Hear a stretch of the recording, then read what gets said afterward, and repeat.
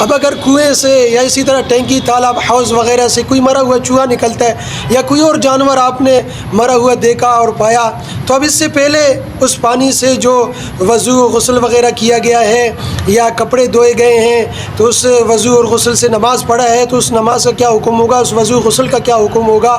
یا اسی طرح کپڑوں کا کیا حکم ہوگا کہ وہ پاک ہو گئے یا نہیں۔ تو اور یہ یقینی طور پر بھی معلوم نہیں ہے کہ وہ چوہا یا جانور وغیرہ کب گرا ہے۔ تو دیکھو اس صورت میں فتویٰ اسی پر ہے کہ جس وقت دیکھا جائے اسی وقت سے وہ پانی ناپاک سمجھا جائے گا۔ تو اس سے پہلے جو اس سے وضو غسل وغیرہ کیا گیا ہے وہ بالکل درست ہے، کپڑے دھوئے گئے وہ بالکل پاک ہو گئے۔ لیکن احتیاطاً امام ابو حنیفہ رحمہ اللہ کے قول پر عمل کیا جائے کہ اگر وہ جانور پھولا یا پٹا نہیں تو ایک دن رات کی نمازیں لوٹائی جائیں اور کپڑے بھی دوبارہ دھوئے جائیں، غسل دوبارہ کیا جائے۔ اور اگر وہ جانور پھول یا پٹ گیا ہے تو پھر 3 دن رات کی نمازیں لوٹائی جائیں اور غسل بھی دوبارہ کیا جائے اور کپڑے بھی دوبارہ دھوئے جائیں۔